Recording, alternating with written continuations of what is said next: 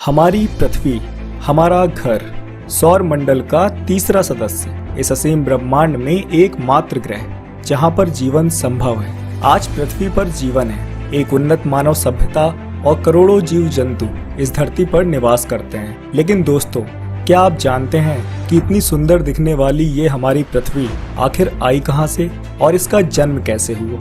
सागर, महासागर, पृथ्वी पर ऑक्सीजन कहां से आई और एक सबसे बड़ा रहस्य कि पृथ्वी पर जीवन की शुरुआत आखिर कैसे हुई। तो आइए आज इन सभी रहस्यों से पर्दा उठाते हैं और चलते हैं आज से करीब 4.6 अरब साल पहले, एक ऐसे समय में जहां ना तो सूरज था, ना पृथ्वी थी और ना ही चंद्रमा।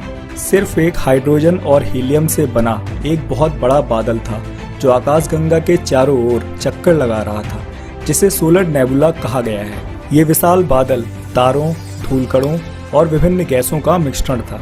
ये बादल गुरुत्वाकर्षण के प्रभाव में आकर सिकुड़ने लगा और आसपास की गैसें व धूलकण बादल के केंद्र में जमा होने लगी, जिससे केंद्र का तापमान काफी बढ़ गया।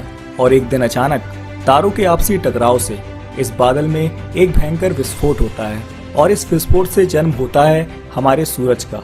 अब हमारे सौर मंडल को एक केंद्र मिल चुका था। सूरज के गुरुत्वाकर्षण से आसपास के धूलकण और पत्थर आपस में जुड़ने लगे और सूरज के चारों ओर परिक्रमा करने लगे। समय बीतता गया और पत्थरों के आपस में जुड़ने से कई किलोमीटर लंबे सूक्ष्म ग्रहों का निर्माण होने लगा और धीरे धीरे ये सूक्ष्म ग्रह गोल आकार लेने लगे। इन्हीं में से एक थी हमारी पृथ्वी, लेकिन इसे हम अभी पृथ्वी नहीं कह सकते क्योंकि ये इस समय एक आग का गोला थी। ये आज के वेनस यानी शुक्र ग्रह के समान थी। अपने शुरुआती समय में पृथ्वी की सतह का तापमान लगभग 1400 डिग्री सेल्सियस था। यहाँ ऑक्सीजन का नामो निशान तक नहीं था। धरती पर लगातार उल्कापिंडों और धूमकेतुओं की बरसात हो रही थी, जिसकी वजह से पृथ्वी की सतह पर कई किलोमीटर लंबी खौलती लावा की नदियों का निर्माण हो रहा था। पूरी धरती पर ज्वालामुखी विस्फोट हो रहे थे और उल्कापिंड धरती पर आग बरसा रहे थे। इस समय को हेडियन युग नाम दिया गया है। आज से करीब 4 अरब साल पहले ग्रेविटी के प्रभाव से पृथ्वी के सतह की सभी भारी और गर्म पदार्थ केंद्र की ओर आने लगे और पृथ्वी के केंद्र यानी क्रस्ट में जमा होने लगे। इससे पृथ्वी की सतह धीरे धीरे ठंडी होने लगी और ज्वालामुखी से निकलने वाली विभिन्न प्रकार की गैसें हमारे वायुमंडल का निर्माण करने लगी। ऐसा माना जाता है कि इस समय पानी धूमकेतुओं के साथ जमी हुई बर्फ के रूप में पृथ्वी पर आया था। ये बर्फ गर्मी के कारण भाप में बदलने लगी और बादलों का निर्माण होने लगा। ये बादल तेज मूसलाधार बारिश के साथ लगातार कई करोड़ सालों तक इस धरती पर बरसते रहे। ये प्रक्रिया करोड़ों सालों तक ऐसे ही चलती रही, जिसके फलस्वरूप विशालकाय समुद्रों का निर्माण हुआ और अंततः पृथ्वी जलमग्न हो गई। और लगभग इसी समय एक थिया नाम का ग्रह, जो कि मंगल ग्रह से कम आकार का था, करीब 12 किलोमीटर पर सेकंड की तेज रफ्तार से पृथ्वी की ओर बढ़ता चला आ रहा था और कुछ ही देर में ये ग्रह पृथ्वी से टकराता है और एक भयानक विस्फोट होता है। इसे द लेट हैवी बॉम्बार्डमेंट या भीमकाय परिकल्पना नाम दिया गया और इसी की वजह से पृथ्वी का कुछ बाहरी हिस्सा पृथ्वी से अलग हो गया, जिसके फलस्वरूप पृथ्वी का एकमात्र उपग्रह यानी चंद्रमा का जन्म हुआ। धीरे धीरे समय बीतता गया और चंद्रमा समय के साथ ठंडी होती गई और करोड़ों सालों तक लगातार एस्ट्रॉइड्स की बरसात होने के कारण चांद में दाग पड़ गया। लेकिन इस समय चंद्रमा पृथ्वी के बहुत ही करीब था और पृथ्वी के गुरुत्वाकर्षण के कारण पृथ्वी के चारों ओर चक्कर लगाने लगा और जैसे जैसे समय बीतता गया, पृथ्वी के गुरुत्वाकर्षण के कारण चंद्रमा पृथ्वी से दूर होता गया। आज से लगभग 3.5 अरब साल पहले पृथ्वी पर आर्कियन युग की शुरुआत हो चुकी थी। पृथ्वी पर गिरने वाले उल्कापिंडों और धरती पर ज्वालामुखी विस्फोटों का सिलसिला चलता रहा और समुद्रों के अंदर ज्वालामुखी विस्फोटों से निकलने वाली गैसों और अमीनो एसिड की वजह से समुद्र का जल पूरी तरह से अम्लीय होने लगा और कहीं ना कहीं यही कारण बना पृथ्वी पर जीवन की उत्पत्ति का। ये थे यूनिसेलुलर यानी एक कोशिकीय जीव। ये जीव आज की तरह ऑक्सीजन पर नहीं बल्कि मीथेन गैस पर जिंदा रहते थे, क्योंकि इस समय पृथ्वी पर ऑक्सीजन ना के बराबर थी। धीरे धीरे समय बीतता रहा और धरती पर ज्वालामुखी विस्फोटों से निकलने वाली कार्बन डाइऑक्साइड अधिक मात्रा में वायुमंडल में जमा होने लगी। कार्बन डाइऑक्साइड की वायुमंडल में अधिकता हो जाने के कारण कार्बन डाइऑक्साइड की जल के साथ अभिक्रिया शुरू हो गई, जिसके कारण पूरी धरती पर अम्लीय वर्षा होने लगी और धरती की चट्टानें अम्ल की वजह से ठंडी होने लगी और तापमान बहुत तेजी से गिरने लगा। आज से करीब 2.4 अरब साल पहले पृथ्वी पर हिमयुग की शुरुआत हो चुकी थी। पृथ्वी के ज्वालामुखियों में भारी कमी आना शुरू हुई। तापमान -60 डिग्री तक गिर गया। तापमान की इस भारी गिरावट के कारण हमारी पृथ्वी लगभग 2.5 करोड़ सालों के लिए बर्फ के एक गोले में तब्दील हो गई। लेकिन ये समय पृथ्वी के लिए एक वरदान साबित होने वाला था, क्योंकि बर्फ से ढके समुद्रों के नीचे जीवों की संभावनाओं ने पनपना बंद नहीं किया था। धीरे धीरे पूरी धरती पर बर्फ ने अपना कब्जा कर लिया। जहां देखो सिर्फ बर्फ ही बर्फ थी। समय बीतता रहा और समय के साथ पूरी धरती बर्फ से ढक गई। लेकिन ये सिलसिला ऐसे ही थोड़ा न थमने वाला था। करीब 1.5 अरब साल पहले पृथ्वी पर ज्वालामुखी एक बार फिर से सक्रिय हुए और वायुमंडल में कार्बन डाइऑक्साइड का उत्सर्जन करने लगे, जिससे वायुमंडल में कार्बन डाइऑक्साइड की मात्रा तेजी से बढ़ने लगी और पृथ्वी का तापमान एक बार फिर से बढ़ने लगा, जिसके फलस्वरूप बर्फ पिघलने लगी और बड़े बड़े हिमखंड पिघलकर समुद्र का निर्माण करने लगे। धरती का वातावरण एक बार फिर से सामान्य होने लगा। आज से करीब 1 अरब साल पहले हिमयुग के अंत तक जल में बहुकोशिकीय जीवों का विकास होने लगा था। अलग अलग प्रकार के जीव विकसित हो रहे थे। कई प्रकार की मछलियां, विभिन्न प्रकार के कीड़ों और पेड़ पौधों का विकास शुरू हो चुका था। यही पौधे फोटोसिंथेसिस की क्रिया द्वारा ऑक्सीजन का निर्माण करने लगे और अब धरती पर भी पेड़ पौधे फलने फूलने लगे थे, जिससे ऑक्सीजन का अधिक मात्रा में उत्पादन होने लगा और वायुमंडल में ऑक्सीजन की मात्रा धीरे धीरे बढ़ने लगी। समय बीतने के साथ साथ जल में रहने वाले कुछ जीवों में आनुवांशिक बदलाव हुए, जिसकी वजह से कुछ ऐसे जीव विकसित हुए जो जल से बाहर निकलकर जमीन पर अपने कदम रखने लगे। ये थे एम्फीबियंस, यानी उभयचर, जो पानी और जमीन दोनों में जिंदा रह सकते थे। समय बीतता गया और धरती पर जीवों के विकास की प्रक्रिया चलती रही, जिसमें कई प्रकार के जीव शामिल हैं। इनमें उड़ने वाले जीवों के अलावा कुछ रेंगने वाले जीवों की प्रजातियां भी जन्म लेने लगीं।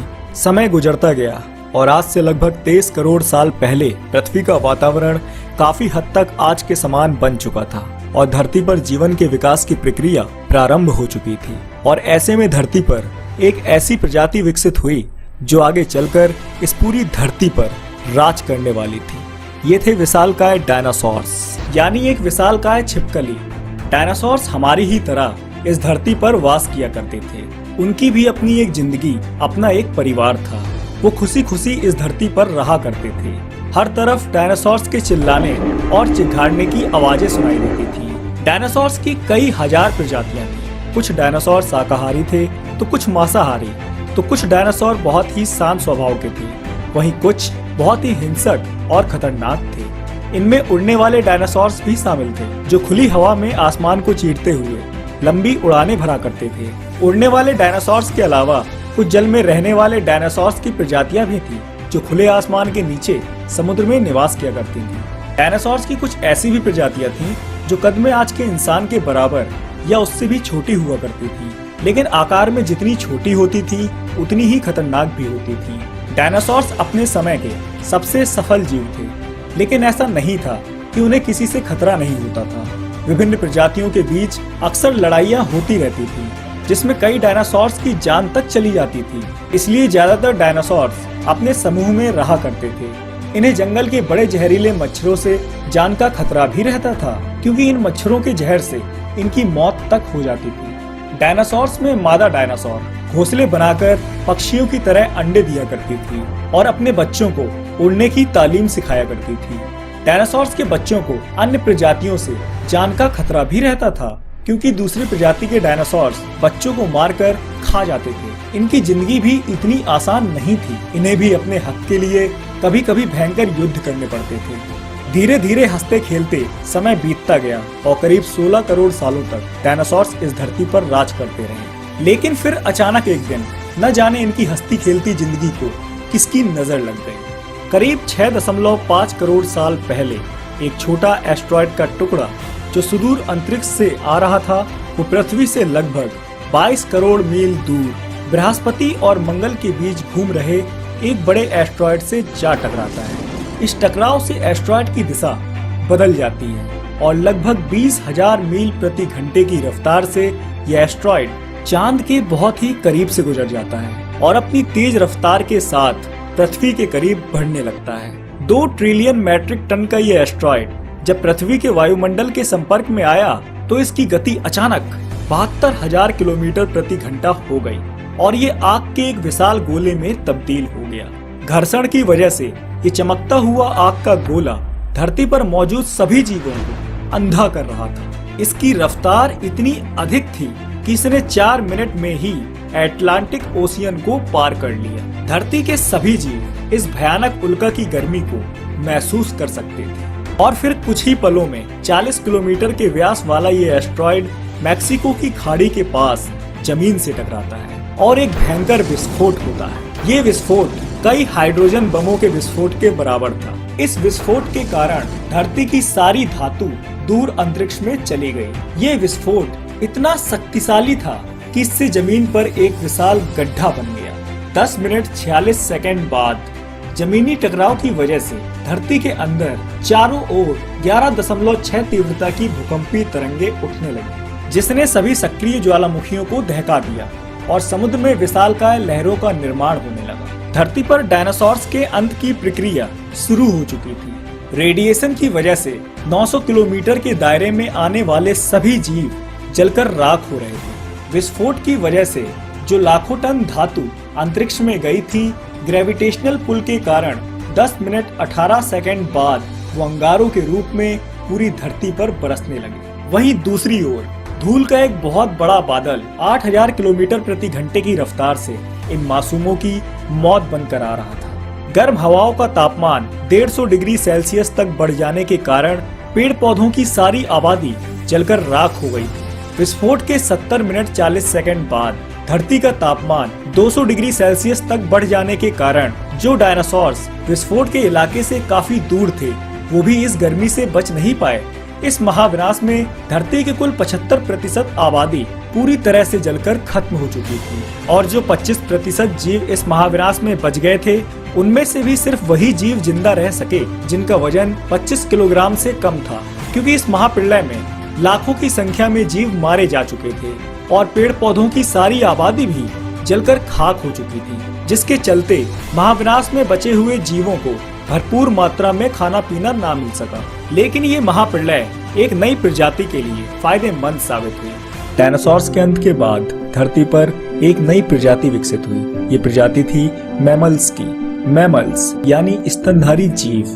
दिखने में ये प्रजाति एक चूहे के आकार की थी और ये आकार में सिर्फ 6 इंच लंबे थे। महाप्रलय से बचने के लिए ये जमीन के अंदर रहने लगे थे और जिंदा रहने के लिए इन्होंने सब कुछ खाना पीना शुरू कर दिया था। महाप्रलय में बचे हुए ये मैमल परिवार के आखिरी सदस्य थे और हमारा भविष्य भी अब इन्हीं छोटे जीवों पर निर्भर था। इतने बड़े महाप्रलय के गुजरने के बाद धरती एक बार फिर से फलने फूलने लगी थी और सतह पर नए नए पेड़ पौधे उगने लगे थे, जिससे खाने की समस्या धीरे धीरे दूर होने लगी। इयोसीन इपोक में 5.5 करोड़ साल पहले एडॉप्टिव रेडिएशन की प्रक्रिया से इन जीवों में एक इवोल्यूशन हुआ और इससे एक नई प्रजाति विकसित हुई। ये प्रजाति थी प्राइमेट्स की।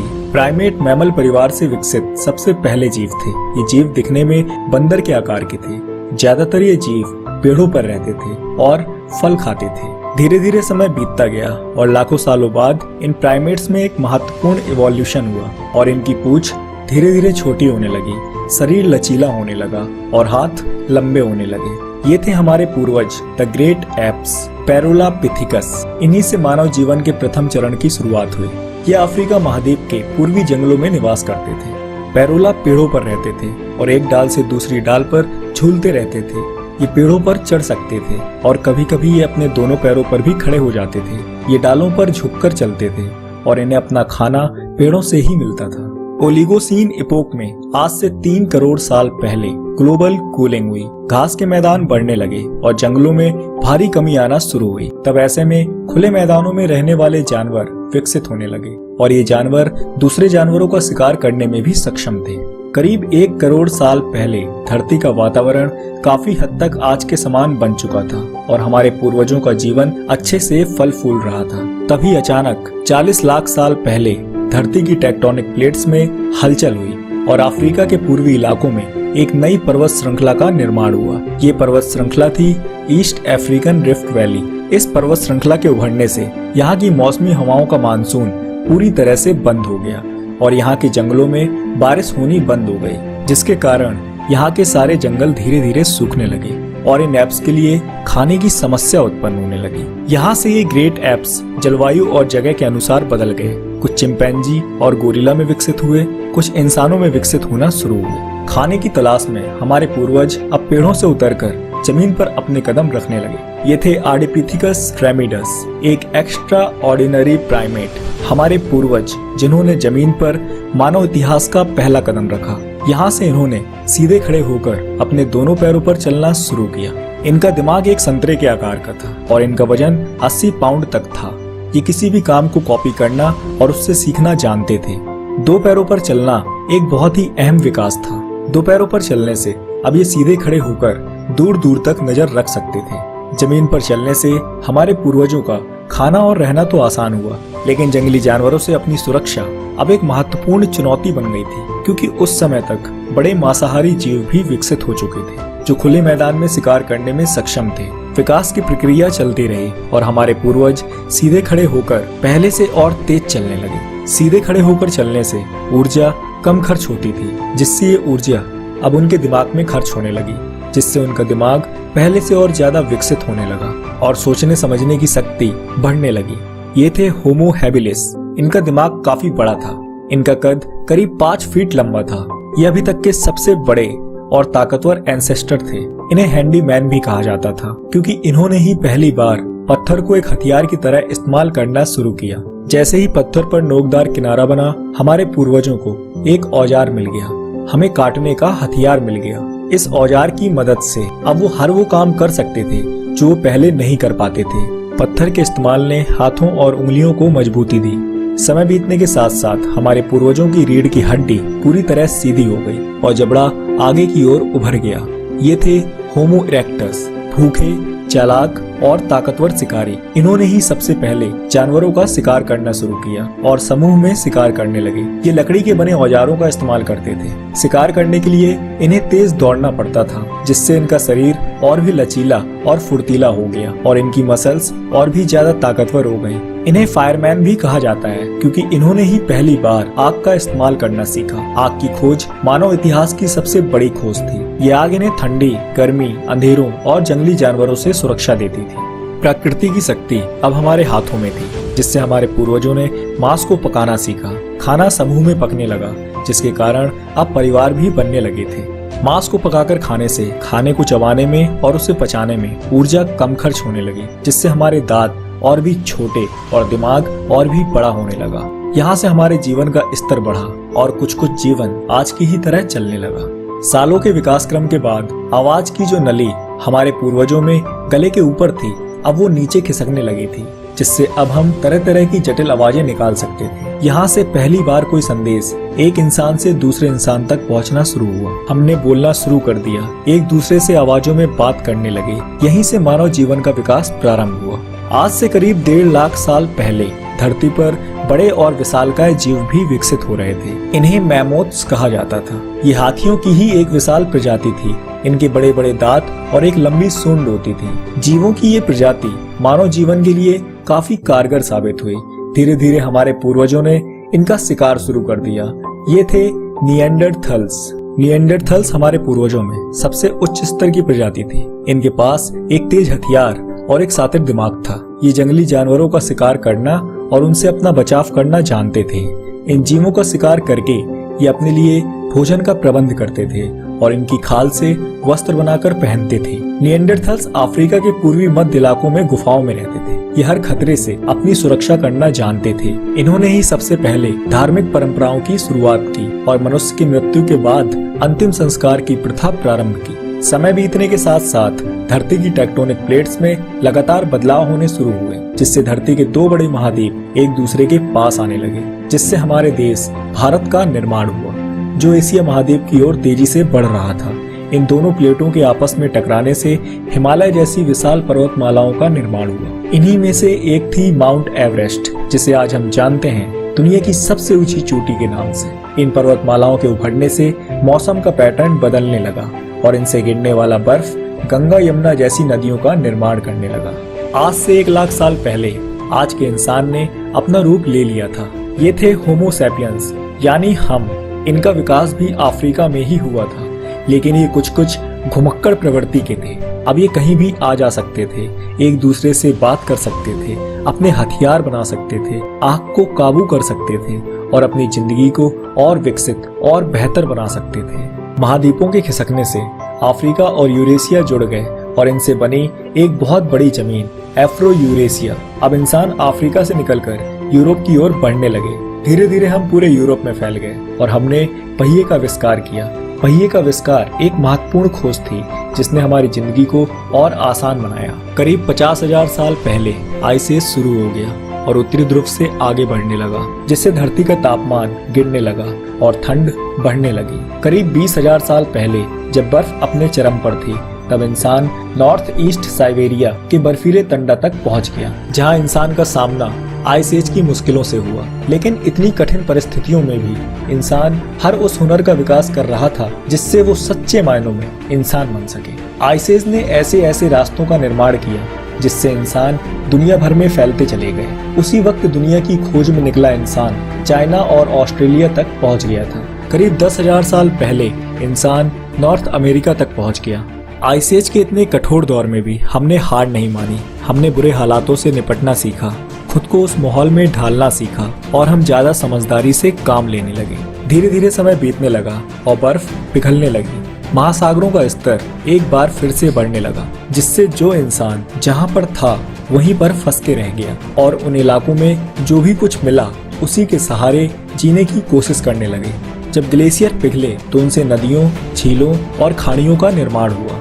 उसके बाद ये नक्शा बना जिसे आज हम जानते हैं। अफ्रीका में तेज बारिश से विक्टोरिया झील का पानी बढ़ा, जिससे इजिप्ट में नील नदी का निर्माण हुआ। आज के पाकिस्तान में इंडस यानी सिंधु नदी का जन्म हुआ और वहीं चाइना में पीली और यांगसी जैसी नदियां बहने लगी। और फिर इन सभी नदी घाटियों और उपजाऊ जमीनों ने मानव सभ्यता का इतिहास लिखा। धीरे धीरे मौसम सामान्य होने लगा और हमारी आबादी भी बढ़ने लगी। हमने पूरी दुनिया में अपनी बस्तियां बसाई। हमने अपनी जरूरतों के अनुसार खेती शुरू की और पशुओं को पालना शुरू कर दिया। हमारा रंग, रूप और शरीर का आकार जलवायु और जगह के अनुसार बदलने लगा। हमने विभिन्न धातुओं की खोज की, जिससे गांवों और शहरों का निर्माण हुआ। हमने शिक्षा के क्षेत्र में कदम रखा, जिससे हमारे जीवन का स्तर बढ़ा।